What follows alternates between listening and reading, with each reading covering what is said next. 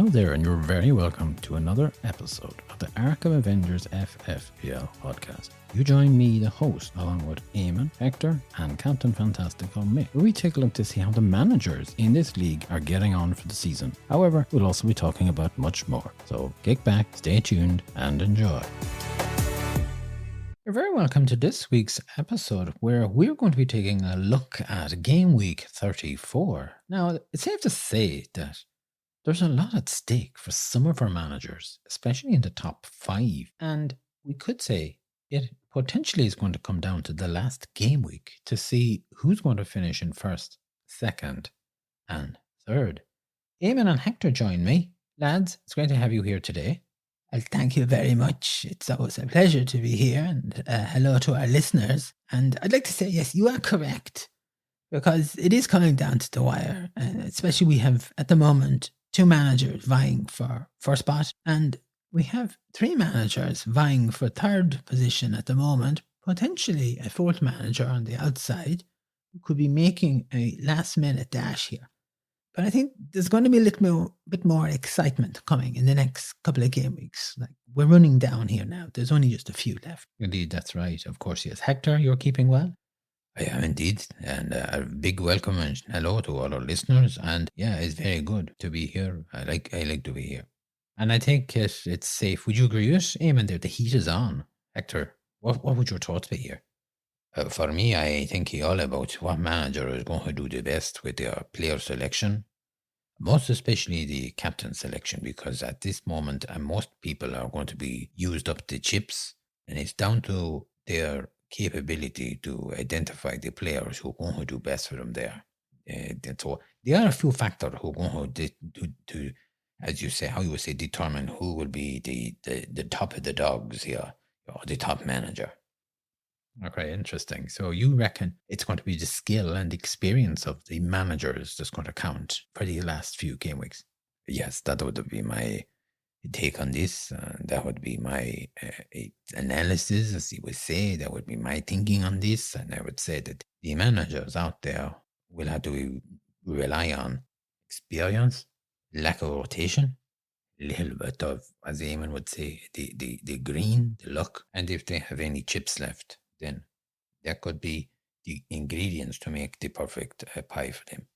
Okay, well, we might come back to this later on, but now I think we'll have a look and review Game Week 34. Now, the highest points were 175, while the average points came in at 82. There's no change in first place. Kane's a keeper are there with 101 points. 2 transfers, Eamon.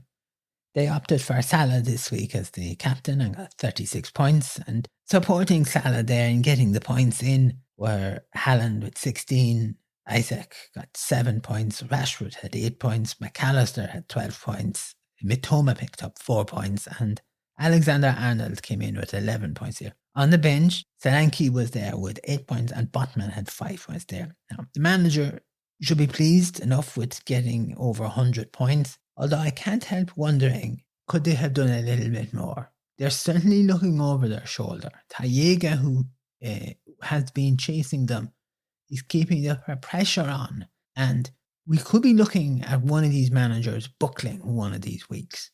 That's how I feel the intense the pressure is. You could cut it with a knife, the pressure between them. And speaking of Tayega, they are still in second place. No change there. Now, they got 105 points, although they had 4 transfers and lost 8 points as a result of that. Hector. Their captain was the Haaland, and he got the 32 points. Rashford had the 8 points, McAllister had 12, Grealish came in with 7, Salah had 18, Shaw had 8 points, and Alexander-Arnold had the 11 points. On the bench, they had the Tony for 7 points, and the Botman had the 5 points. They lost the 8 points on the transfers, but he is a good result for them because it keeps them right up there behind. Kane's a keeper, not much here, 15 points in it at the end of game week 34. And as Eamon say, it could go either way here now. We have a new manager in third place, Lafayette Lions, who were last week in number 4. They got 110 points. They had 1 transfer, Eamon. And they went for Haaland as the captain and got 32 points. The rest of the big hitters for this manager were Tony with 7, Gakpo had 9, Salah came in with 18 points. Grealish came in with 7. Mitoma had 4 points. Paqueta had 4 points. Utopian done really well and had 16 points. And even the goalkeeper, De Gea, had 9 points. On the bench was Isaac, 7 points. They must have been listening to us last week because this is an excellent result. It's a good result. There's plenty of points spread out across all over the team there. They're closing in. They're 82 points behind Taig, and I think that's just a bit too much to try and haul that in. However, they have retaken third place, and Lafayette are getting themselves dug in to this position. And as a result of Lafayette going up into third, Arkham Avengers, who were in third last week, are now down to fourth. 109 points, Hector, with 2 transfers, and they lost 4 points. They also went for Haaland as the captain, 32 points. Joining Haaland on the point sheet would be the Solanke, who got the 8 points. Grealish had 7. Salah had 18. Mitoma had 4 points. Alexander-Arnold had the 11 points. Stones had 8 points. Shaw had 8 points. And the goalkeeper, De Gea, had 9 points. On the bench, Tony, 7 points. I think, though, yeah, they had dropped down to 4th place and they lost the 4 points. But they are still only the 3 points behind Lafayette. And I think we cannot just write off this manager. He is still here. And he is going to, no more than the Tayege is keeping the pressure on Kine Keeper. I think when you look at it, Arkham Avengers are keeping pressure on Lafayette Lions. And again, it is going to be which manager crack first. Eamon, you wanted to get in there and say something, is that right? Yes, I actually wanted to say that the spoofer has really, really surprised me. I mean, they lost 4 points. They got 109. They're still only 3 points behind Lafayette Lions. They'll be happy with this. They are in the race for third. And I have to take my hat off to them and applaud them. The spoofer usually cracks and falls away. Instead, the spoofer has been driving here. And I think this is possibly what I see here going on with these managers, Kepa, Tayega, Lafayette, Arkham, is they are getting the best out of each other because they are trying to keep ahead or trying to catch up with managers. And you have 4 managers here in a bubble. And they are trying to get one over the other manager. And as a result, they're all bringing out the best of them there. It's really good. It's exciting. It's a great way to come down to end the season here. No change then in 5th place. The good, the bad, and the goalie. 101 points. Eamon, they played the free hit. They opted for Haaland as the captain and got 32 points. Rashford came in with 8 points. Salah had 18. Stupian was there with 16, which is a good result. Shaw had 8. Alexander-Arnold had 11 points. They had nothing on the bench. Bueno was there on the team with a -1, and that's a real spanner in the works, in my view there. I think using the free hit was smart. They need to do something, especially taking into account there was double matches there. Unfortunately, team rotation got in the way. They're 13 points off 3rd place. They're still in the mix. I think that the manager would have liked to have seen a few more points here. If they had got maybe 110 at least, they would be keeping that gap narrow. 13 points. It's not the end all and be all. They'll take this. No change in 6th place then with best season ever. 105 points and 2 transfers, Hector. This manager opted for the triple captain and he selected Haaland as the captain and they got the 48 points. Kane was there with 8 points. Gakpo had 9 points. Rashford had 8 points. Mitoma played in there with 4 points. Alexander-Arnold had 11 points and De Gea had 9 points. On the bench, Odegaard was there with 15 points. I see them here. They're trying to pull themselves back into the top 5 and they were racing there. It's a good result. Let's not take away from this. A good result, but it's still not getting them close enough to the managers. I think this is a little bit of a last gap. I'll throw of the dice, folks. Could they have got a better triple captain from Haaland? Possibly, maybe some game weeks back, you might have got a better one. I'm not too sure, but they'll take the 48. The one thing here is playing this triple captain. They're keeping in touching distance of the good, the bad, and the goalie. It will be like to see which one of them is going to make a mistake. There's no change then in 7th place. Raglan Road, 63 points, no transfers, Eamon. They opted for Martinelli as the captain and got a whopping 2 points. Tony was there with 7 points. Kane had 8 points. Rashford had 8 points. Grealish had 7. Gakpo had 9. They had Odegaard on the team at 15 points. But on the bench was Utopian, 16 points. Not a lot really going on here. I'm disappointed with the captain choice. I think there was other guys that would have been much better to select as a captain. Not going to achieve much, but nice to finish off the team there. It looks like to me they're just punching the clock in this week. No change either. Then in 8th place with Blindsome Squad, 93 points. No transfers though, Hector. They opted for Grealish and he got the captain and got the 14 points, which was good. Wilson was there with 12 points. Tony had 7. Salah had 18. They had the Odegaard for 15. Van Dijk had 7 points. And their goalkeeper, Alisson, had 12 points. It's a solid result for Blightsome. Really good to see there. A good amount of points. If they were to keep this up, they could maybe take 7th place, which would be a real achievement for them considering their season a little bit wishy-washy at times here. No change in 9th place then. Maximum effort, 81 points. No transfers. Eamon. They opted for Isaac as the captain and got 14 points. They had Haaland there with 16 points. Tony had 7. Odegaard was another good player with 15. Shaw popped up with 8 points. Diaz was there with 8 points as well. They had Botman for 5 points. On the bench, De Silva sitting there gathering dust with 9 points. They're not a threat to anybody, this manager. They're moving no place and they're certainly not being threatened by any manager coming behind them. And in 10th place, no change either. What a beauty, 99, 64 points, Hector. No transfer. They had Trippier as their captain and got 4 points. Haaland was there with 16. Rashford 8.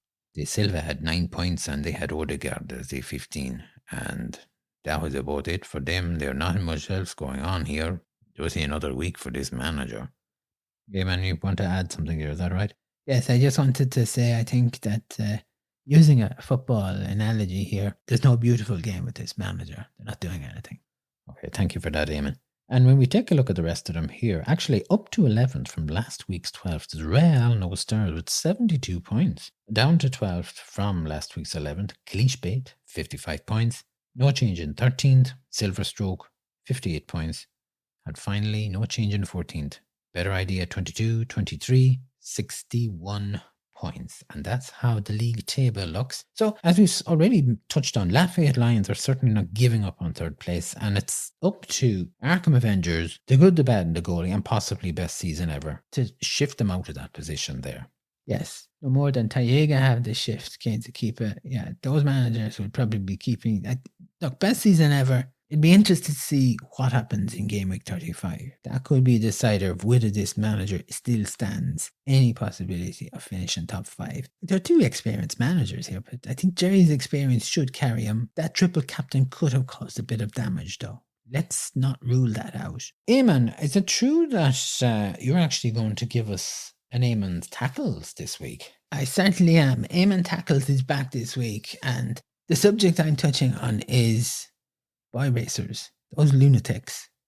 Okay, all right. Yes. And I say this because I witnessed these lunatics last week. I was visiting a friend, and I have to say, the carry-on was just outrageous. Okay, do you want to tell us about this, Eamon? I certainly would like to tell people, our listeners, about this here. As I said, I was visiting my friend, and this is about 4:30 in the morning. I woke up to screeching tires on the main road. And I thought perhaps maybe, is there some sort of an accident? But then I realized there's an awful lot of this. Like it's not a big pileup. And I looked out the window and I could see 2 cars racing up and down the road. And what appeared to be pulling handbrakes and swinging their cars round and swinging them into one side of the road into a ditch and swinging them round again. They actually looked like they were trying to hit each other. What comes to mind is they were trying to play dodgems or playing bumper cars here. And I thought this was just outrageous. This is a main road. People could be travelling up and down there. And then what happens?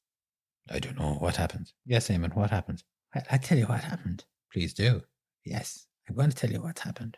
That's right, Eamon. We're waiting to hear what happened. I will. I'm going to tell you what happened. Will you stop interrupting me? They're swinging around, as I said. Yes, you told us that, Eamon, but did something happen? Hector, if you can just be silent for a moment, I'll finish the story. Okay, Eamon, carry on there. We won't interrupt you any further. Thank you. As they were swinging round and as such, and it looks to me they were pulling the handbrakes, one of the cars pulled the handbrakes and the front of the car went into the hedge of a nearby house. And then I could hear wheels spinning. They would try to reverse that, but they couldn't get the car out. The car was stuck. And then another car was coming, must be approaching. You could see the lights of a car coming, and this chap makes a dash for it. They hop into the car and they sped off. And the other chap who arrived stopped the car and he got out there. Now, I said to my friend, look, will I go down and have a look? And they said, no, don't get involved in this. And sure enough, the Gardaí, the police arrived. And I said, I'm still going down there because somebody could be in that car. There could be an injured person in that car. And I went down. And I wasn't. The car was left running. And of course, these boy racers had actually stolen these two vehicles. All right, they've stolen them. Yeah, that's what we were told. They were stolen. The police, the Gardaí were looking for these people and they were racing around there. And this poor person's head is just all pushed in. The car wheels got stuck in a little drain. It was a grass and it was a little sort of like a hump in the grass, and the wheels got caught and they couldn't get out then. Now I suppose if they had time, they might have pulled the vehicle out there. But I think it's outrageous that person would park their car up, go to sleep at night, and then some Scalachico is going to come along and hotwire your car and take it and use it and abuse it like that. They could have killed themselves. They could have killed somebody on the road. They had no consent. They just didn't care, is what I'm trying to say here. And I think they should reflect. They wouldn't like it if somebody took their car and started racing around and spinning wheels and doing donuts and figure eights on the road and swinging around here, there, and everything. That the person's head is damaged. Like, they're not going to come back the next day and say, hey, your head is damaged, will they? Certainly not, no, Eamon. And I mean, look, I think the important thing is, I know, yes, you're on about that this vehicle appears to have been stolen here. Was it confirmed, or are you saying your view that it was stolen? Oh, the Gardaí who came out said it was stolen. They said it hadn't been reported yet, but I mean... So, I mean, it could have been somebody's, a parent's car that could have been taken. That could have been the case also, but he seemed to be of the opinion that the two cars had been... This car had been hotwired. If you want to borrow your parent's car, you'd take the key, wouldn't you? You have a point. Hector, you wanted to say something? Yeah, I had to say that, listening to that, a friend of mine said they had a similar experience, but the car did not go into a hedge. It actually banged into the wall and knocked over the wall. And the car was just hopped up in the car and just abandoned then at that point. And that was it then. Were you out to check the wall? No, I was not there. That was my friend who was just telling we were having a cup of tea sometime. And what we ate there? Oh, yeah. We had the raving of cars, and they said, oh, they're boy racers. And then said to me about car smashing into the wall and that there. And I bet those people probably had to rebuild their wall themselves. Again, it's the cost of this. That person couldn't have come out, maybe needed that car to go to work. Suppose they had a hospital appointment. They get out in the morning, their car is gone. It's all very well to be doing the skullduggery stuff, but there are consequences here. Right. Well, Eamon, thanks very much for that. You're certainly tackling a topic there. And look, all we can say is that we hope that the Gardaí, the police, keep our roads safe from such drivers. Now, Hector, are you back on track with Hector's hellos this week? I certainly am, yes. I have been looking to see where in the world we have had our listeners. Okay, right. You take it away there. There'll be no interruptions or distractions with this. Yeah, well, that's perfectly fine. I mean, I tried to tell a story and I've got any amount of interruptions. This guy's got a whiffy-waffy about his hellos, and we're all going to have to keep quiet. Indeed. And the sooner we keep quiet, the sooner he'll be finished. I'm not too sure about that, but go on, get on with it, Hector. Thank you, Eamon. You're always so kind. You touch me in the heart. I'll just get on with it. Listeners, you're all very welcome to this week's Hector's Hellos. On today and this week's show, I want to give a very big shout out to all our listeners, especially to our listeners in Nixon, Missouri. We have our listeners in Los Angeles, in San Francisco. We have listeners in New York, in Florida, down in New Mexico, Ecuador, and Brazil. Hi, Mom. Hope you're doing all right. I hope, Mom, you saw my uncle and all the family were well. Our listeners in Argentina, Chile, South Africa. Then we go to our listeners in Spain, the listeners over in France, in Holland. Then we go over to Leeds, Liverpool, Blackburn, Newcastle. Our listeners in Glasgow. Where am I here now? I have to have a look at my list. There's so many I have to write them all down. And our listeners in Belfast, Armagh, Donegal, in Monaghan, Cavan, Drogheda, the listeners in Dublin, Cork, Offaly, Longford, in Mayo, Clare. We have listeners in Italy, Frankfurt on Main, in Germany, Iran, Japan, Australia, and finally in New Zealand. And that's all until next week, folks. Thank you for listening. Hope you enjoyed Hector's shout out. Well, it's about time you came to a stop with it. Can I make a suggestion, Hector? Yeah, please do, Eamon. You want to help me improve it. I certainly want to do something here. Would it make any difference if you perhaps just stuck to the countries rather than going into the cities, and especially the counties in Ireland? I mean, you're going around all of the counties there when perhaps maybe you could just say Ireland.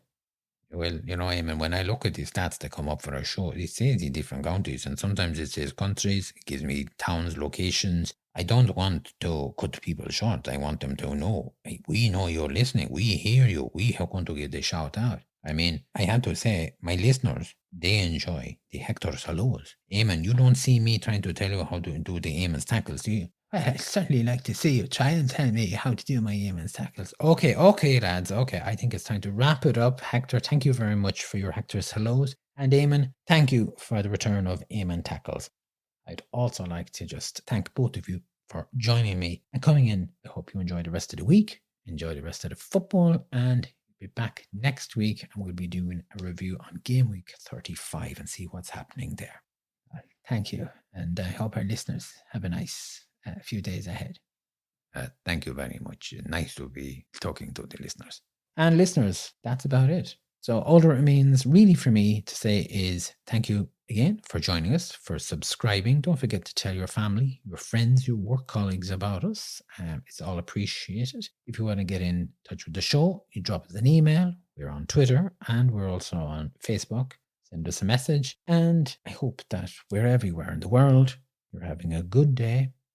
Enjoy the coming days, and we'll be back next week to join us. And have a good morning, good afternoon, a good evening, a good night. We'll be back. Slán.